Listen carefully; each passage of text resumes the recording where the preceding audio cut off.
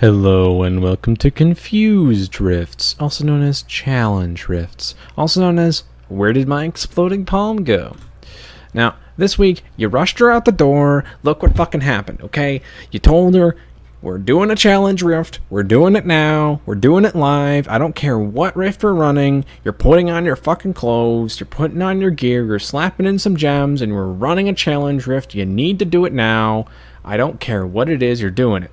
And look what happens. She throws on her Inas, she forgets the Temperance, she ends up putting on Shenlongs instead. She puts on a Unity, she doesn't put it on her follower.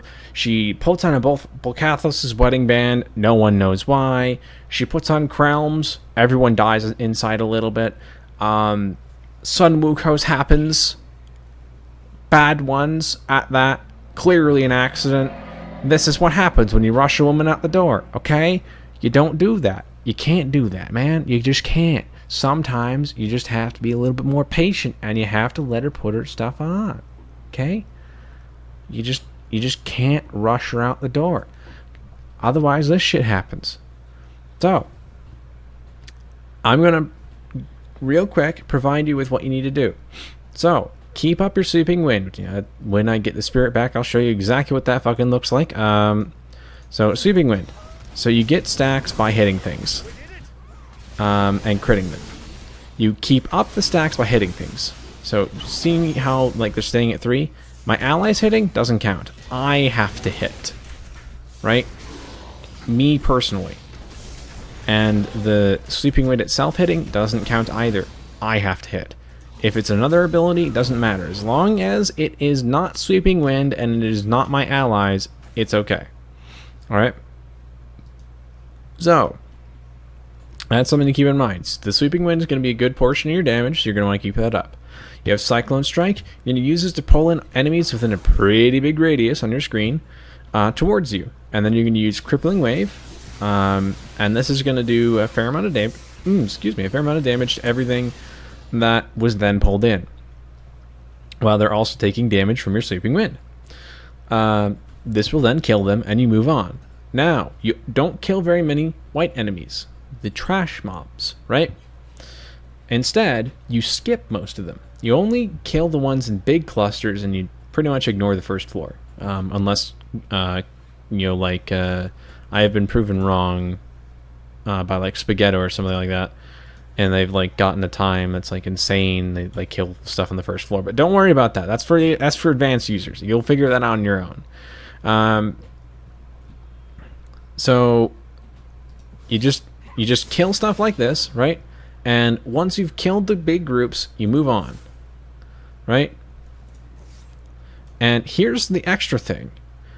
What most people don't realize is that you can use Epiphany as a movement ability. So you can see how I can target this Punisher, right? I am not anywhere near in range to hit him, right? But you can, like, you see how I'm targeting him. He's red. If I hit Epiphany, I'm over to him, right?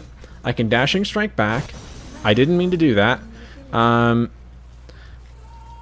then, I can... I got stuck in terrain. I can dashing strike over here, right? I can fight these mobs. Dashing strike up here, Epiphany. Teleport to him. Kill this idiot. Dashing strike back. Decide, no, I want to kill him again, right? So what this means is that in the long corridors that are in this challenge rift, you can use this to move through them extremely quickly by effectively just clicking on mobs in the edge of your screen. And that means you can blaze through the place and you'll be on the end of it in, easily 4 minutes. And it's got the requirement of like 6 minutes some. So don't get caught up on the trash mobs unless they're in big clumps on the second floor. You'll know when they're in big clumps. It's really obvious. Now, other than that, it's the min-maxy stuff. If you're not caring about some of that min-max stuff, you just want to see the run, skip to the timestamp below.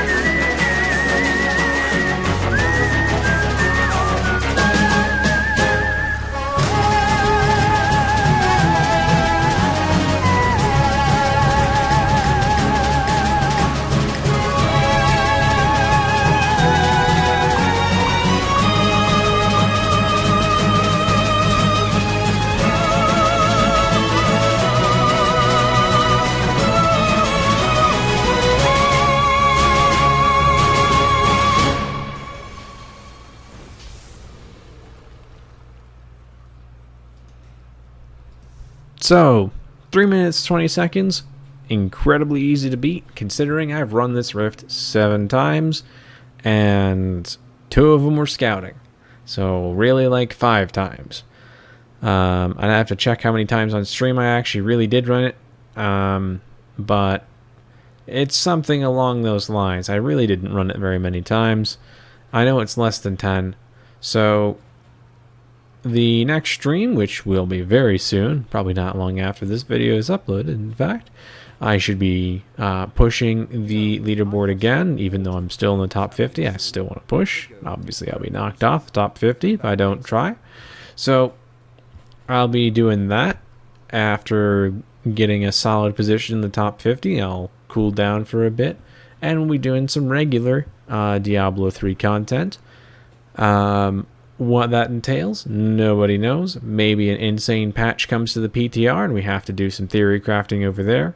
Maybe something else interesting happens. You never know what fucking happens when the PTR is rolling around. When it's just regular stuff, you know what's going to happen. It's going to be farming greater rifts. It's going to be gearing characters. It's going to be, you know, getting up gem levels. The normal stuff. But around this time, it's going to be a lot of madness. It's going to be a lot of fun. So, I hope to see you over at twitch.tv/skategaming, where I do stream daily now. And I certainly hope you'll enjoy your time over there, and I most certainly hope you enjoyed this video. Now, again, link in the description.